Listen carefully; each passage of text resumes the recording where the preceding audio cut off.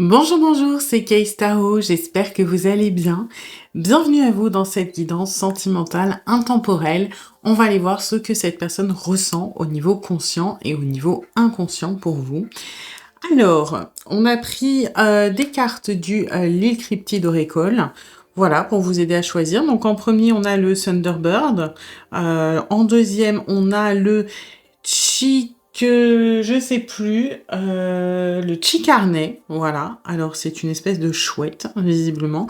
Et en troisième, le Yeti, voilà.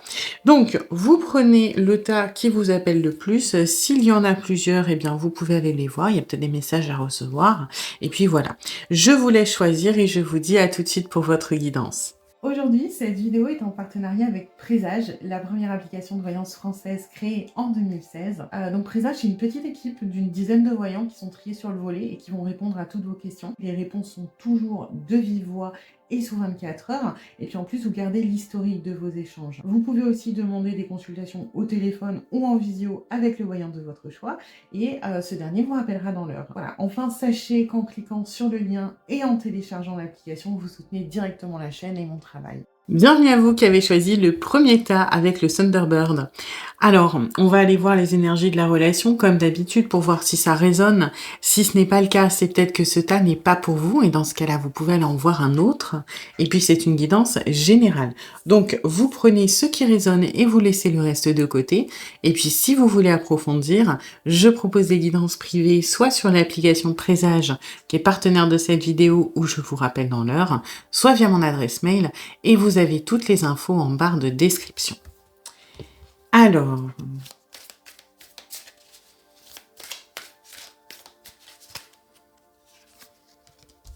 d'accord.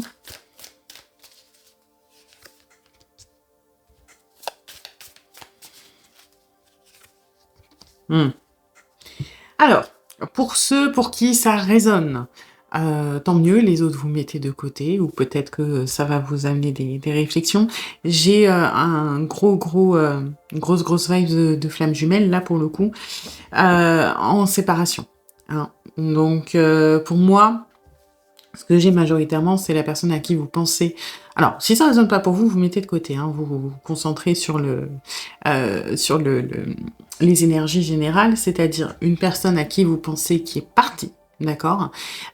Pour moi, c'est cette personne qui est partie et qui aujourd'hui, je vais pas dire regrette, parce qu'il n'y a pas de regret par rapport à cette décision. Par contre, il y a un énorme manque. Il y a, comme si, cette personne, on lui avait enlevé une partie de son cœur, qu'on lui a enlevé quelque chose de très important. C'est une personne qui se sent particulièrement vide et aussi bizarre que ça puisse paraître, il n'y a pas spécialement de regret par rapport à ça. Bien sûr que, on est mal, on n'est pas bien, vous manquez à cette personne, c'est comme si, je sais pas, la vie était passée en noir et blanc, voilà. Mais on se dit quand même que c'était la chose à faire, d'accord? Je n'ai pas, de sentiment ou de sensation de, j'ai fait une connerie ou, je devrais reprendre contact ou non. C'est quand même assez marqué que les choses sont comme elles sont. Oui, c'est triste, oui, c'est tragique, oui, on n'est pas bien, mais on est dans des énergies de deuil et il y a une certaine fatalité de il y avait pas d'autre issue ou il y en a pas d'autre et c'est mieux ainsi. Oui, c'est douloureux, mais c'est mieux comme ça. Vous, de votre côté, bon bah vous êtes convaincu que c'est la personne de votre vie, que vous rencontrerez jamais quelqu'un d'autre qui avec qui ça match à ce point, que finalement c'était ouais, c'est la personne parfaite pour vous et peut-être même que vous êtes la personne parfaite pour cette personne.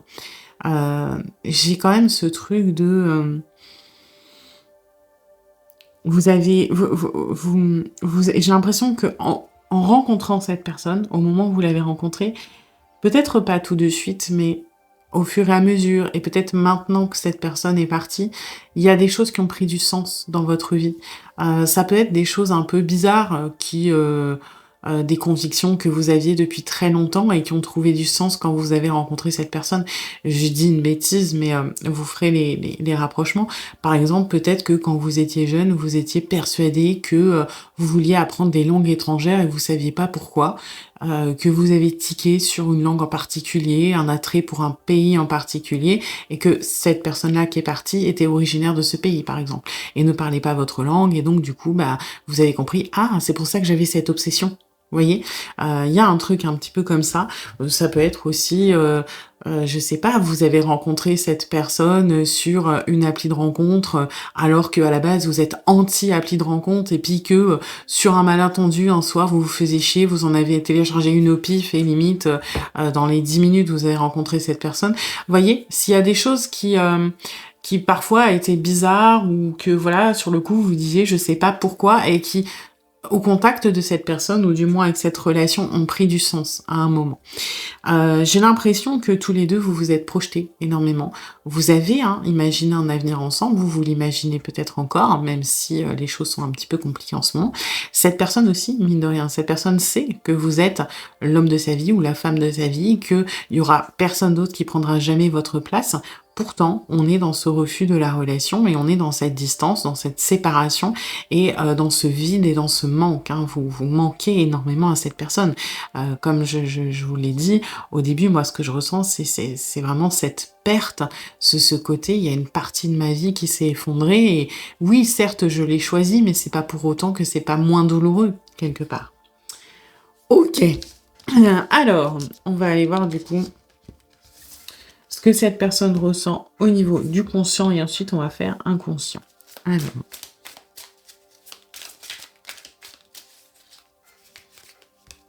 Ouais, bah... Au niveau conscient, on a rien à vous reprocher de particulier. On était bien avec vous. J'ai encore cette histoire de petit peu d'âme sœur, de connexion. Cette personne me connaît, je la connais depuis plus longtemps que peut-être dans cette vie. Il y a cette évidence, il y a ce truc de... Vous avez été... Alors je dis vous avez parce que pour moi vous êtes en séparation, vous avez rendu des choses beaucoup plus vivables et beaucoup plus supportables aussi dans la vie de cette personne. Vous avez été un moteur, un soutien, avec vous tout allait bien, un petit peu comme une oasis ou comme une bulle. La relation en elle-même, elle est sans tache, sans imperfection, sans défaut, même si vous avez peut-être eu des embrouilles, voilà, etc. Ça reste anodin parce qu'aux yeux de cette personne, chaque moment avec vous, il est limite parfait, quelque part.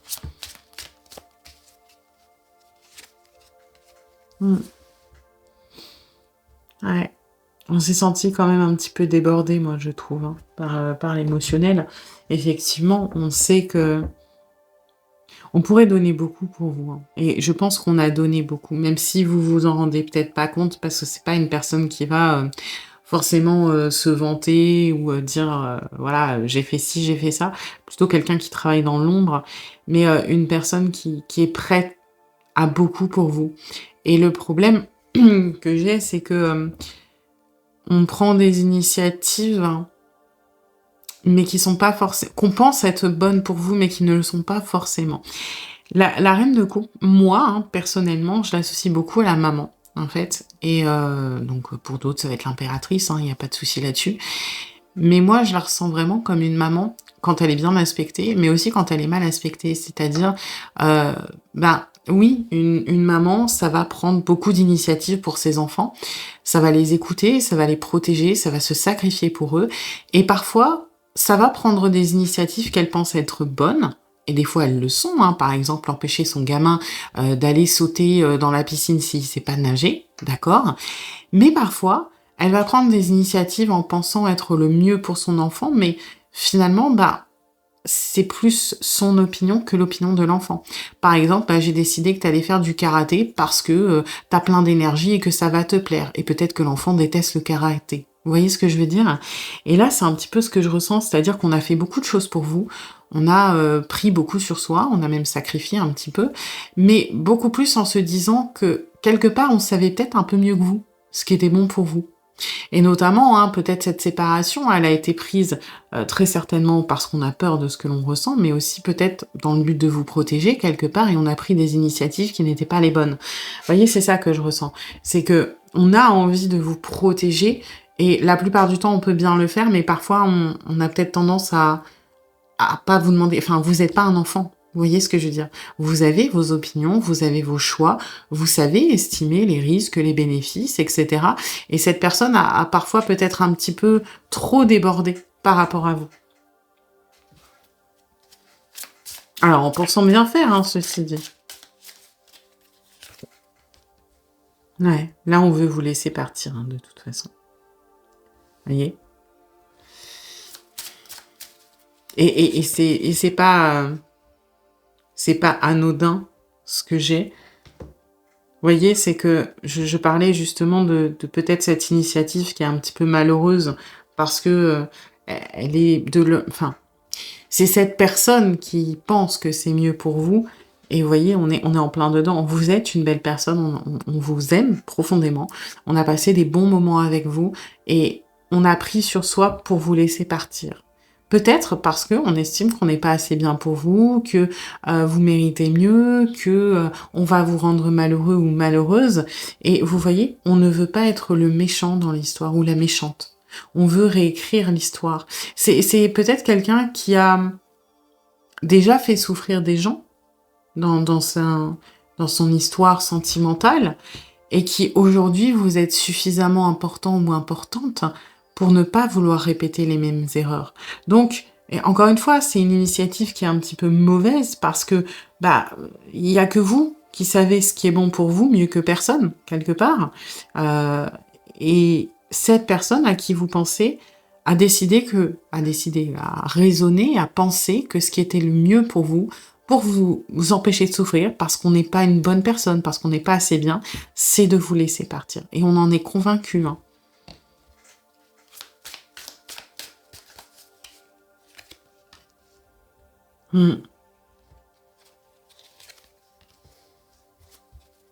Ouais. Vous voyez? On est dans ça va aller. Et c'est pour ça que j'ai pas de regrets, encore une fois, ça va aller. Les choses sont à leur place. Les choses sont comme elles doivent l'être. Oui, bien sûr que ça fait mal, bien sûr que c'est pas agréable, mais quelque part, c'est comme ça que ça doit se passer. Et là, on est, s'il vous plaît, laissez un message. Je m'en vais, quoi. Je dois m'en aller. Donc, dans le conscient, on vous aime profondément et quelque part, on est parti parce qu'on vous aime. Alors, c'est un petit peu, peut-être un petit peu incompréhensible de votre point de vue, parce que vous, vous êtes très certainement dans un raisonnement de quand on aime la personne, on se bat pour lui ou pour elle, on ne lâche pas. Et j'ai envie de vous dire que les deux raisonnements se valent. Et c'est là où c'est compliqué, c'est qu'il faut pas forcément associer votre raisonnement et celui de cette personne. Vous n'avez pas le même prisme, vous n'avez pas la même manière de fonctionner. Ne doutez pas des sentiments de cette personne. Aussi horrible et aussi tragique que ce soit et aussi frustrant que ce soit, cette personne vous quitte, entre guillemets, parce que il ou elle vous aime énormément.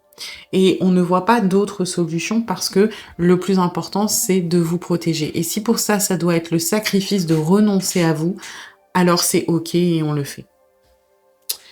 Ok, on va aller voir au niveau un peu plus inconscient maintenant, au niveau un peu plus profond. Oui, la connexion, hein, évidemment. On a une espèce alors je sais pas comment le dire autrement, une soif de vous. On a envie d'être en communication avec vous. On a envie de reprendre le contact. On a envie de parler. On a envie de discuter. On a envie de vous connaître encore et encore. On a ce côté un petit peu feu, cette passion, ce goût de trop peu à chaque fois. Bien sûr. En même temps, on est en plein dans le manque, donc... Ouais. Vous voyez, on est là sur des sentiments avec les valets qui sont beaucoup plus purs. Dans le tarot, généralement, on va associer les figures à plusieurs stades de l'évolution, c'est-à-dire que les valets vont être associés à l'enfance au niveau des réflexions, des sentiments. Le cavalier va être plutôt l'adolescence, et puis ensuite on a la reine qui va être l'adulte, avec le côté un petit peu parfois dépassé par son émotionnel, et le roi qui va être plutôt à un âge, on va dire, avancé, avec la sagesse et la maîtrise, en fait, l'équilibre un petit peu des émotions émotions. Et là, on est sur 2 vallées, c'est-à-dire que vraiment au niveau profond, on a une espèce de pureté au niveau émotionnel. Le page de coupe, il parle de pureté, de sincérité, de naïveté quelque part au niveau de l'émotionnel, de l'amour, de la tendresse, de l'affection, comme un enfant qui aime et avant que ça se complique quelque part. Quand on est adulte ou ado même, bah oui, quand on aime quelqu'un, il y a toujours des trucs, oui, mais on est jaloux, on est possessif, on a des blessures, on a peur, etc. Un enfant, quand il aime, il aime. Il se pose pas la question de est-ce que cette personne va me faire du mal, est-ce que cette personne va me quitter? Non, il aime. Et c'est ça qu'on a. Cette personne vous aime profondément. Cette personne a envie de vous découvrir, de partager des choses avec vous, de se lancer avec vous. Mais bah c'est ce qui est plus profond et qu'on refoule. Pourquoi? Parce qu'on a pris une décision qui est très marquée.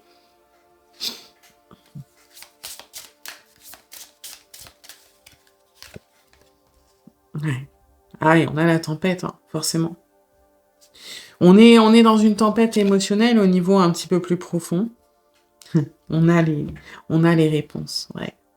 Je pense que quelque part, oui, on sait très bien ce que l'on fait, on sait très bien que ce que l'on fait n'est pas forcément la solution, mais on ne peut pas l'expliquer au niveau émotionnel. C'est-à-dire que c'est beaucoup plus facile de prendre des décisions qui sont posées sur le pragmatisme, sur la réflexion, sur l'intelligence. Pourquoi? Parce qu'elles sont argumentées. Heu, Prendre des décisions quand on est dans un émotionnel qui est en tempête, qui est vraiment, qui part dans tous les sens, c'est très compliqué. Pourquoi? Parce qu'on s'embrouille, parce qu'on sait pas ce qui est bon ou ce qui est pas bon. Et finalement, cette personne, c'est un peu ce qu'il ou elle a fait.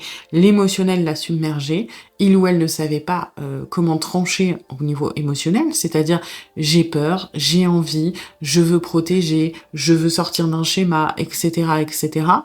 Et du coup, bah, qu'est-ce qu'on a fait? L'esprit s'en est mêlé et on a rationalisé les choses. Voilà, moi, mon histoire, c'est que j'ai fait souffrir des gens. Cette personne, elle est trop bien pour moi. Donc, qu'est-ce que je vais faire? La conclusion logique, c'est que ça me plaise ou que ça ne me plaise pas, je dois la laisser partir. Voilà. Au niveau émotionnel, on sait que c'est pas la solution, mais comme on n'est pas capable de trouver une réflexion, des arguments, pourquoi? Parce qu'un émotionnel, c'est bougeant, oui, ça se transforme, ça évolue, c'est jamais stable, et ben, on a préféré se reposer sur l'analytique quelque part.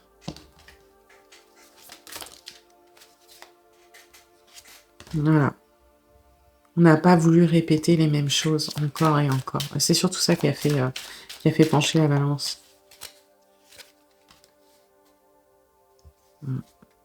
On estime qu'on n'a pas le droit. On estime que l'on ne mérite pas. Donc, on ne veut pas répéter les mêmes schémas. Et c'est cette peur inconsciente très profonde qui a orienté le conscient et qui a fait que cette personne a mis un terme. Pour vous protéger, pourquoi? Parce qu'on n'est pas assez bien.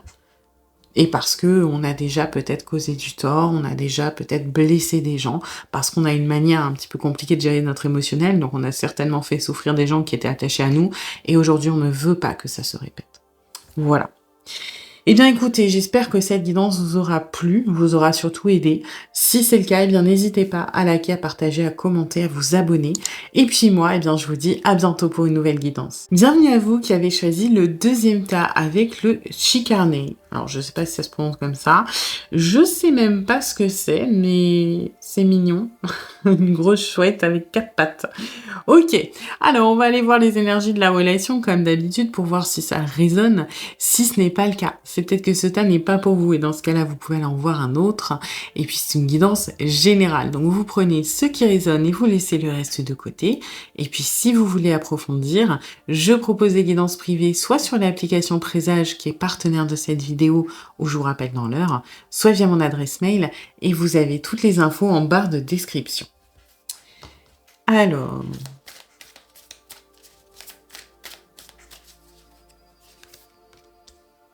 ok.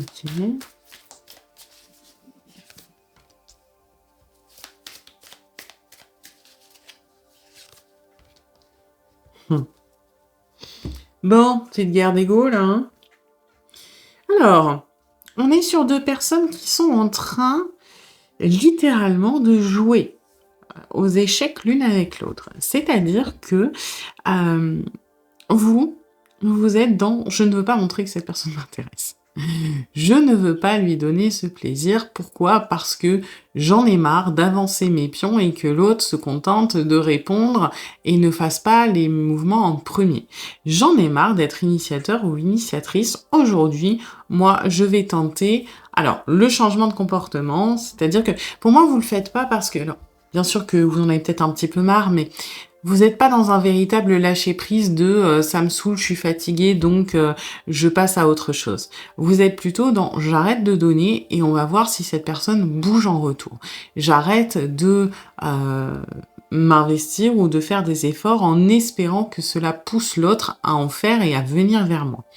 Et la personne à qui vous pensez est un petit peu dans le voilà, je communique pas beaucoup, je garde les choses pour moi. J'ai un côté un peu joueur quand même. C'est-à-dire que pour moi, c'est pas forcément quelqu'un qui a du mal à communiquer sur son émotionnel, c'est plutôt quelqu'un qui s'amuse de rester dans la subtilité, les portes ouvertes, les petites perches, les choses comme ça, mais parce que c'est, encore une fois, c'est un jeu. Alors ça ne veut pas dire que vous êtes un jeu et que la relation n'a pas d'importance.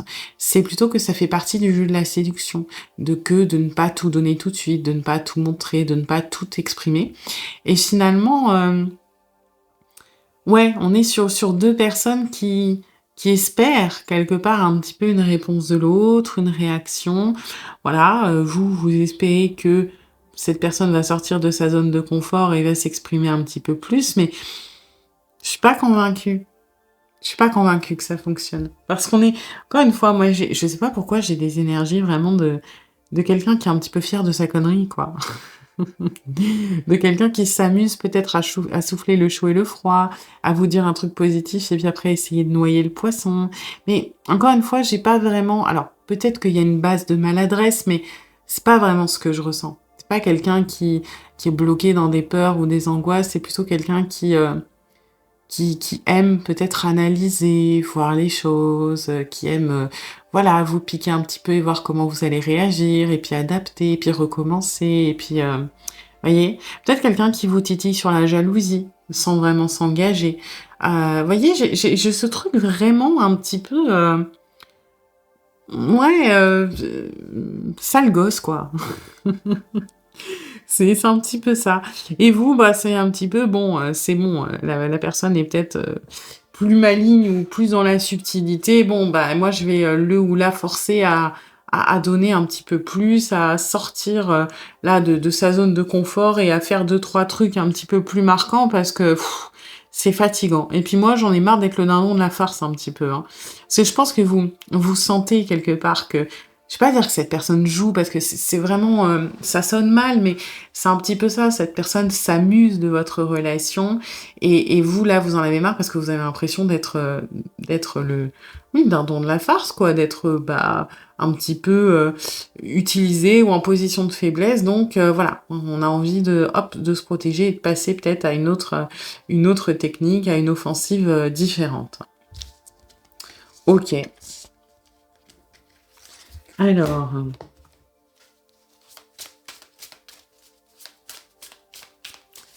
donc on va faire le conscient d'abord et l'inconscient après. Ouais, vous voyez, on est dans la patience, hein. On est dans la patience. On n'est pas pressé, hein. On sait que, moi j'ai vraiment ce truc, ouais, l'important c'est pas la destination, c'est le voyage. C'est un petit peu ça, hein, par rapport à vous. L'important c'est pas la finalité, c'est pas d'être en couple, c'est pas de passer un cap ou non. L'important c'est l'instant T, quelque part. C'est, les rapprochements, les petits sourires, les taquineries, et la finalité, bah, oui, on va vers ça, mais pourquoi la précipiter quelque part? Alors ensuite, vous voyez, on n'a pas de souci avec la finalité, hein, quelque part. Mais, lentement. Alors après, peut-être que ce petit jeu de séduction, de chaud-froid, de on teste un petit peu les limites, on avance, on recule, c'est peut-être parce que derrière, il y a quand même une peur d'aller à cette étape qui est sérieuse, parce que j'ai vraiment une personne qui veut rester dans la légèreté, vous voyez? Donc oui, la finalité, on n'a pas de souci avec. Maintenant, si on peut prendre le temps d'y arriver, de construire quelque chose qui en vaut la peine aussi. Moi, j'ai ce truc de, quand on prend le temps, alors les choses sont plus qualitatives, quelque part. Elles sont plus sérieuses, elles sont plus stables, elles sont plus fortes. Et si je veux, de toute façon, un résultat qui est fort, un résultat qui est concret, qui fonctionne dans le temps, qui est pérenne, alors il vaut peut-être mieux prendre le temps de le construire. Hein, j'ai ce truc, on ne construit pas son avenir avec à l'arrache rapidement, etc. Si on doit construire quelque chose dans le temps, ben il vaut mieux justement en prendre au départ. Donc on n'est pas pressé.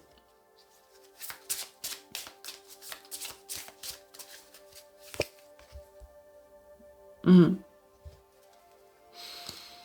Ouais. Je suis un peu mitigée quand même. Attendez.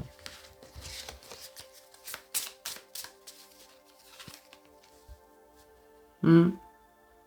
J'ai l'impression qu'on a peur que d'aller trop vite. Alors c'est un peu bizarre parce que pour moi ce que cette personne fait est contre-productif par rapport au résultat. Mais on a peur que si on va trop vite, si on s'exprime trop, si on communique trop, si on dit le fond de notre pensée, si on rend les choses concrètes, alors, quelque part, on risque de les compliquer et d'arriver à des conflits. Et je trouve ça un peu contre-productif parce que en soi, c'est la communication, c'est l'expression de ce que l'on ressent, que ce soit positif ou négatif, qui fait que les choses sont solides et qui les font avancer. Parce que à quoi bon, quelque part, retenir? Parce que si c'est de l'ordre du jeu, on va dire une personne qui a besoin de prendre le temps, qui aime la taquinerie, c'est une chose. Mais là, ce que j'ai, c'est que on noie un peu le poisson, quelque part. C'est-à-dire que en restant dans le superficiel, on évite les sujets profonds et donc on évite les potentiels conflits. Et là, je trouve que c'est complètement paradoxal par rapport à ces énergies qui sont quand même de on veut construire quelque chose de solide et prendre le temps. Parce que si on évite les sujets de fond, si on évite les objectifs communs, les choses qui ont du sens, alors comment on peut arriver à quelque chose de solide? On ne peut pas fonder une relation sur un côté superficiel et où on évite tout ce qui est sérieux. Donc, on est sur une personne qui est un petit peu embrouillée quand même, j'ai l'impression. C'est pas forcément au niveau du conscient comment gérer les choses. Ce qui peut donner en soi, ce qui est assez cohérent avec ce côté de je ne dévoile pas tout, j'avance, je recule, je taquine, je machin.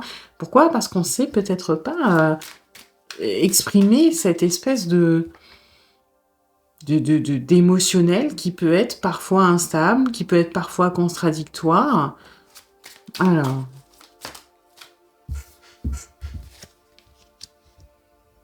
mhm, ouais. J'ai l'impression que c'est un faux calme. Et là, ça a du sens.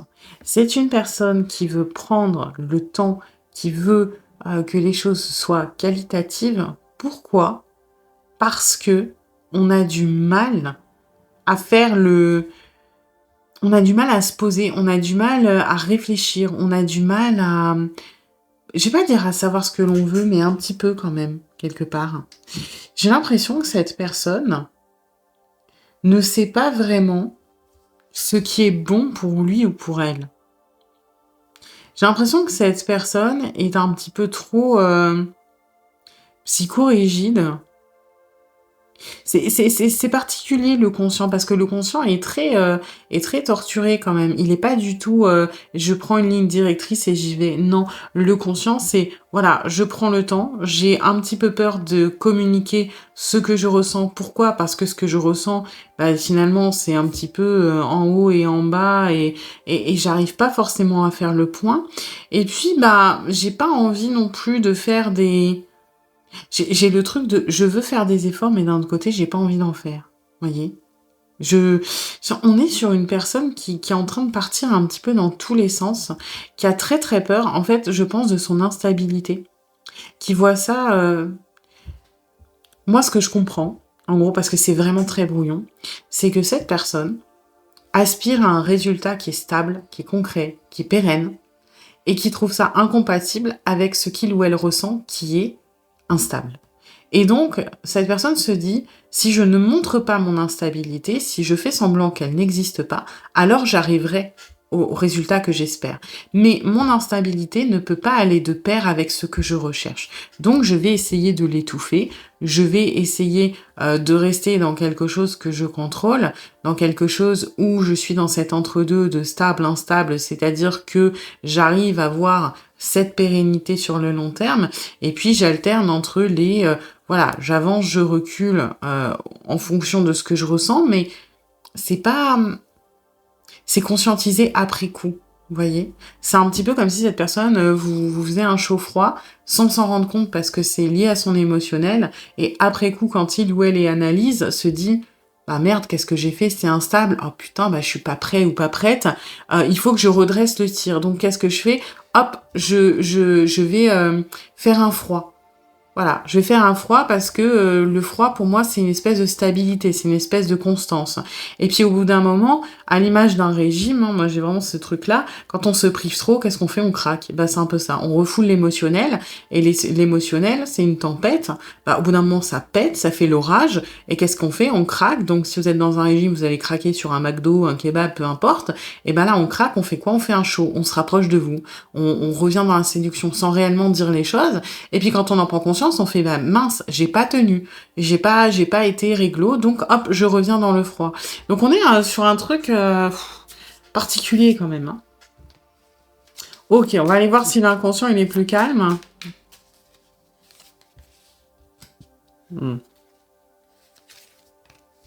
Ouais. L'inconscient, il est pas calme. Hein. L'inconscient, il est excessif. Pourquoi? Parce qu'on a peur. On a peur de perdre, on a peur de donner aussi. Peut-être peur de l'abandon. Hein.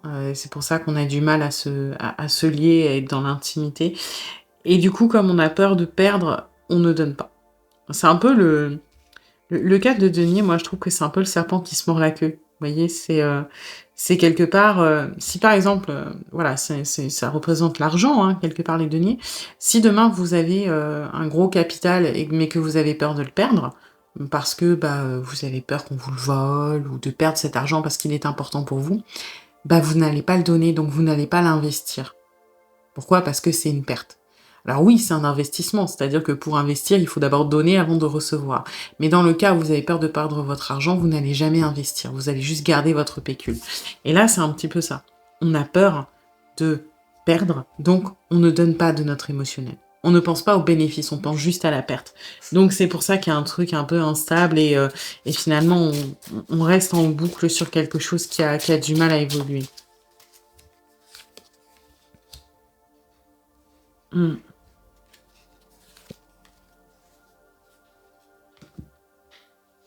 On a énormément de mal à se sentir... Vous voyez, moi j'ai encore un peu comme ce 4 de denier, on a du mal à se sentir bien et en sécurité, et quand on a trouvé son cocon, on n'ose pas sortir. Et c'est un petit peu ça là avec vous, c'est-à-dire que on a maladroitement trouvé un endroit où on se sent une safe place, quoi. Un endroit où on se sent en sécurité. Cette espèce d'entre-deux voilà, on ne connaît pas le fond de ma pensée, j'arrive à gérer un petit peu près les choses. Et prendre des risques, j'ai pas envie, quoi. Hein. Oui, bien sûr que je regarde de loin, voilà. Vous voyez, en plus, c'est dans la direction. Bien sûr que je regarde ce 10 de coupe, bien sûr qu'il m'intéresse. Mais est-ce que j'ai envie de sortir pour aller le chercher ? Pas trop, hein. Moi, je préfère être chez moi, je préfère être tout seul, je préfère être dans un petit cocon, quelque part. Et j'ai du mal à aller chercher le plus. Encore une fois, j'ai du mal à investir pour récolter les bénéfices. Moi, il faut que les bénéfices, ils viennent chez moi, hein, tout seul.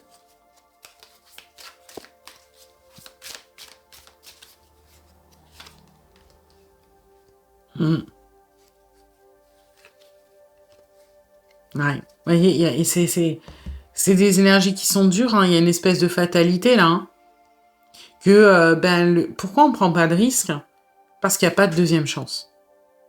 Parce que, quelque part, la situation peut toujours être pire. Vous voyez, c'est un peu pessimiste, hein. C'est que, ouais, on n'a peut-être pas ce qu'on veut, mais là, tout de suite, maintenant, on est bien.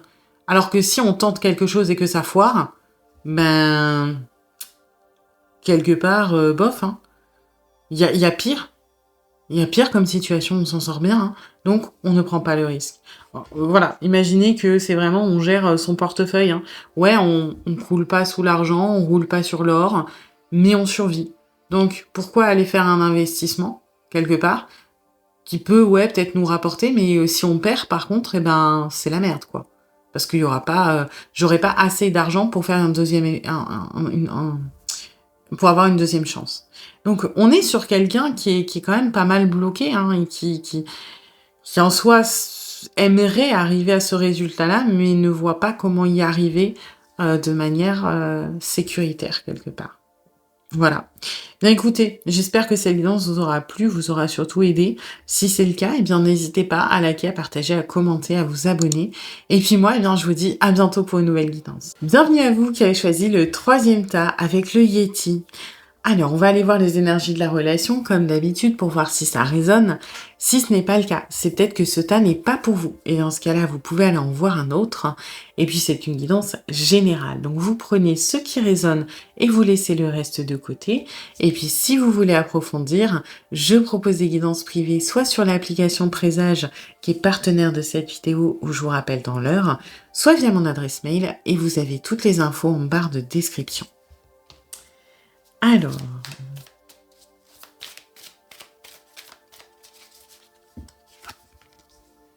ok,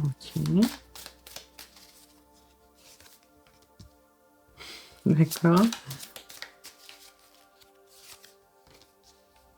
Ok, alors, pour moi, on est sur une relation où ça fait un long moment que ça stagne. Peut-être une amitié amoureuse pour le coup. Et là, on est à l'aube d'un changement. Parce que la personne à qui vous pensez est dans une espèce d'anticipation de allez, on y va, un peu comme le Yeti là. Hop, on y va, on prend son courage à deux mains, il faut que ça bouge, c'est bientôt. Voilà, il y a un truc comme ça d'anticipation, de préparation qui est en train de se mettre en place. Vous, je pense que ça fait un petit moment que vous sortez les pagaies pour aider cette personne, hein. C'est-à-dire, vous avez tout tenté. Les perches, les sous-entendus, peut-être même les choses directes, parce que vous sentez hein, que cette personne peut-être aimerait officialiser, dire quelque chose, peu importe, et vous avez essayé de lui faciliter la tâche. Vous essayez toujours d'ailleurs.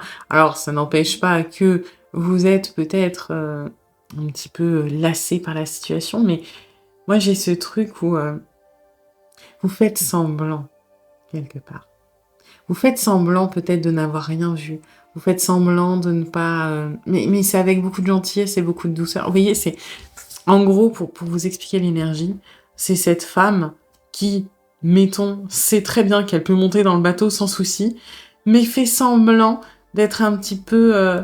oh là, j'ai peur, pour que l'homme, entre guillemets, se sente utile ou ait sa place ou pour le valoriser. Ou vous voyez ce que je veux dire? Et moi, je vous sens un petit peu comme ça, en mode, je fais semblant que je vois rien. Voilà, je fais semblant de pas voir que tu es en train de me préparer un truc bizarre. Je fais semblant de faire en sorte que de ne pas te compliquer la vie, mais que sans que tu t'en rendes compte. Je fais semblant de pas voilà, voir dans ton jeu que t'es intéressé. Je fais semblant de te croire quand tu me dis que on est juste amis, par exemple. Vous voyez, il y a des trucs comme ça. Voilà, je suis un petit peu maligne, mais je te fais croire que c'est toi qui mène la danse quelque part. Et voilà, et je trouve ça marrant parce que c'est fait avec beaucoup de bienveillance de votre côté, mais c'est un petit peu, mais quand est-ce qu'il se bouge ou quand est-ce qu'elle se bouge? J'en ai marre là de faire celui ou celle qui comprend pas et celui ou celle qui voit pas où est-ce que c'est en train de nous mener. Pourquoi? Parce que cette personne ne se sent pas de sauter le pas et du coup c'est à moi de faire semblant. Voilà, mais c'est mignon, mais bon, je pense que ça fait un petit moment et que vous êtes fatigué par ce jeu, voilà, je fais croire que je marche dans ton jeu quelque part. Après, pour beaucoup, j'ai une fausse amitié, hein. C'est-à-dire la personne qui vous a friendzone ou qui vous a demandé d'être ami ou qui a pas voulu de mettre de mots sur la relation. Vous avez peut-être toutes les attitudes du couple, vous avez peut-être eu même des agissements, hein, de couple quelque part, mais non, on n'est pas en couple. Et là, on retourne dans le je fais semblant, hein. Je fais semblant de voir que, de pas voir que on est comme un couple sans l'étiquette, mais je te fais croire que non, il n'y a pas de problème, hein. Voilà, par exemple, on se voit, on se donne des petits mots doux, on part en vacances ensemble, je sais pas, on a des projets d'avenir, etc. Juste, on n'est pas en couple, mais je fais un petit peu le bête ou la bête de non, je vois pas le problème. Alors que je pourrais tellement te mettre ton nez dans ton caca, je pourrais tellement te montrer que ce que tu fais, ça n'a pas de sens. Mais voilà, on fait l'idiot ou l'idiote pour pas te brusquer, hein. C'est un peu ça. Ok. Alors, on va aller voir le conscient d'abord, l'inconscient ensuite. Alors...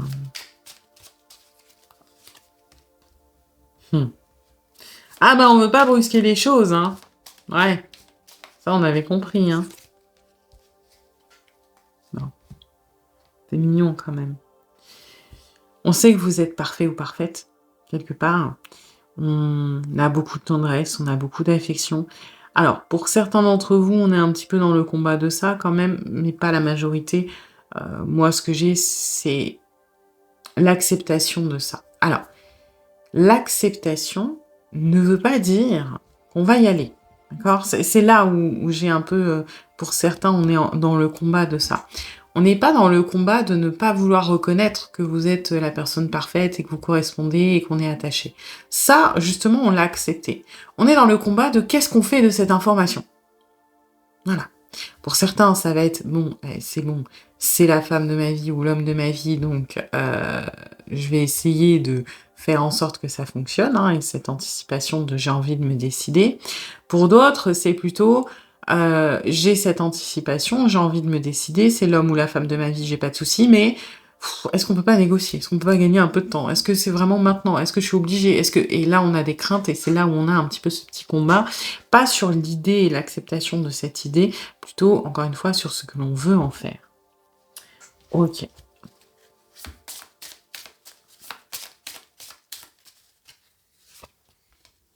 On a vraiment envie d'être aux commandes, hein. On a vraiment envie de... Quand je dis aux commandes, c'est pas aux commandes de la relation. Si, quelque part, on veut que ça avance quand nous, on a décidé que ça avance. C'est pour ça que je pense que naturellement, si vous faites l'idiot ou l'idiote, c'est parce que vous avez bien compris que cette personne avait besoin d'avoir le contrôle, d'être initiateur ou initiatrice des avancées de la relation et qu'il n'y avait pas grand chose à faire contre ça. Donc autant lui donner un petit peu l'illusion que c'est lui ou elle qui mène la danse. Mais j'ai pas que ça. On veut être au contrôle de tous les paramètres, quelque part. C'est-à-dire de comment annoncer les choses, comment les préparer, quelle direction veut aller, mais aussi comment cette personne va réagir.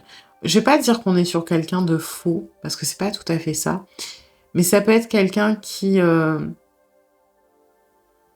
C'est marrant parce que c'est pas quelqu'un qui va spécialement mentir. Par contre, ça peut être quelqu'un qui esquive des sujets ou des questions importantes parce que le mensonge, entre guillemets, serait trop gros, mais que la vérité, on n'a pas envie de la donner. Vous voyez, typiquement, alors, ça m'étonnerait que vous posiez des questions aussi frontales, mais si vous demandez à cette personne si il ou elle a des sentiments, plutôt que de vous dire non, c'est pas le cas, ou non, on est juste amis, ben, cette personne pourrait être tentée de ne pas répondre du tout. Pourquoi ? Parce que le mensonge, il est quand même trop gros. Ça veut pas dire qu'on vous ment jamais, hein, parce que pour moi, on essaie de noyer le poisson. Mais les questions fâcheuses, on va les esquiver et l'air de rien, essayer de garder la main sur les paramètres. Après, on a peur de notre émotionnel quand même, hein.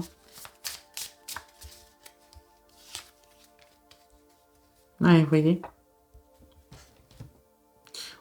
Encore une fois, on est assez conscient que vous n'êtes pas n'importe qui, que s'il y a un avenir, ouais, avec vous, ce serait génial et que on ne peut pas vraiment tourner le dos à ça. Pour autant, Et c'est là où je disais, le combat, c'est sur qu'est-ce qu'on en fait.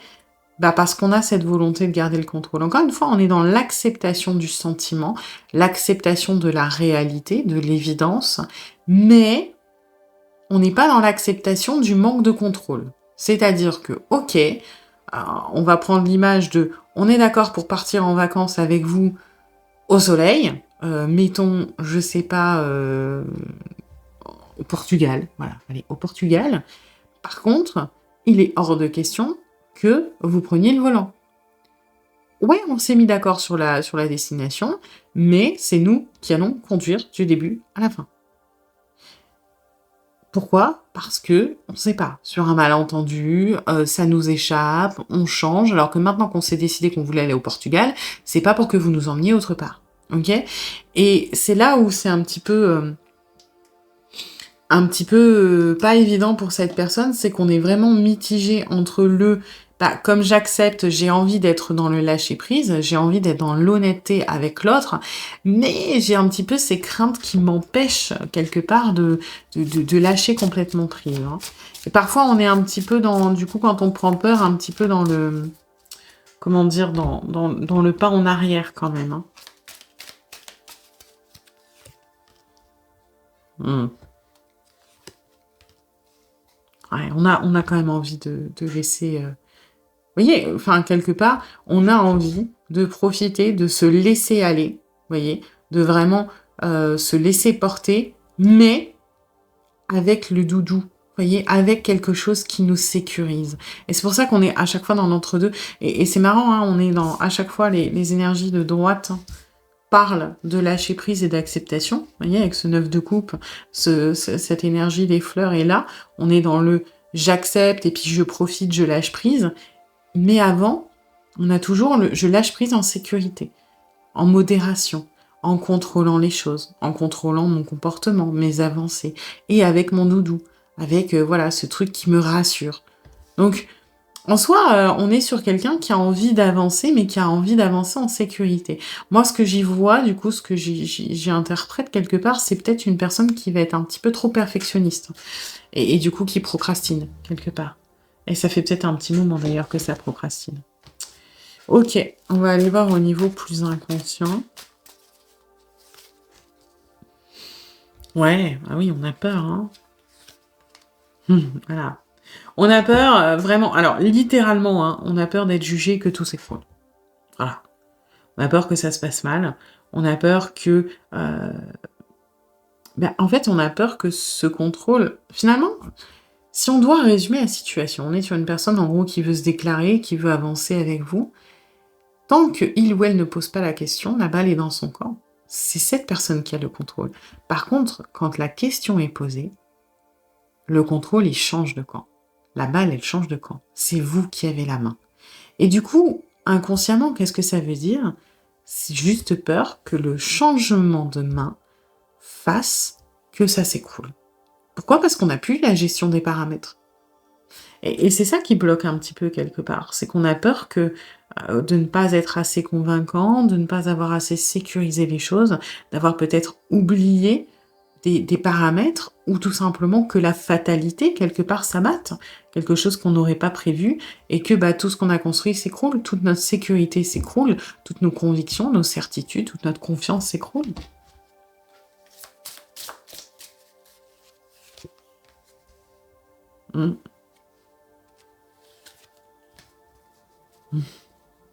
Ouais. On a un peu... Là, pour moi, on a peur de revivre quelque chose qui s'est passé au niveau de cette tour. Ça veut pas forcément dire qu'on est sur une personne qui a pris un râteau, qui a été violent. Moi, j'ai plutôt l'impression que la personne à qui vous pensez a eu une relation, peut-être sa dernière relation, qui a été compliquée dans le sens où... qui a été longue, et où cette personne a tout perdu. D'un point de vue peut-être financier, matériel, quotidien, peu importe, ça a été très brutal, et cette personne l'a vécu comme sa vie qui s'écroule, quelque part. Vous voyez vraiment l'énergie de cette tour. Et aujourd'hui, on a un peu peur de revivre cette énergie-là. Parce que mine de rien, en passant par cette amitié, par ce truc, on a construit énormément de choses, on a construit un quotidien, un cadre sécurisant, des habitudes, Et aujourd'hui, on se rend compte que poser la question et donc que le contrôle change de camp, quelque part, c'est vous donner l'opportunité de mettre un coup de pied dans la fourmilière et que notre vie se réécroule une nouvelle fois sans que ce soit de notre fait, que ce soit vraiment de la part de quelqu'un d'autre. Donc aujourd'hui, on a envie de sortir de ce schéma-là. Inconsciemment, on a envie de se dire que oui, ça peut changer et que c'est le moment parce qu'ici, il n'y a pas tant de risques que ça, mais il y a ces résistances qui sont quand même profondes, quelque part. Vous voyez, on a quand même l'espoir inconsciemment de se dire que ce sera différent et on sait que ça va être différent, mais ça reste très ancré. C'est pour ça qu'il y a de la lenteur.